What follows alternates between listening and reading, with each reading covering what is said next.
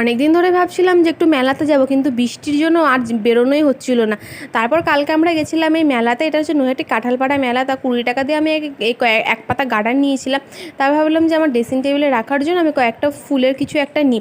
তারপর লাইটটাও পছন্দ হলো, কিন্তু দামটা প্রচুর বলছিল। কানেরগুলো না দূর থেকে ভালো লাগছিলো বলে গেছিলাম, কিন্তু সামনে গিয়ে না একদমই আমার মুখে মানাচ্ছিল না।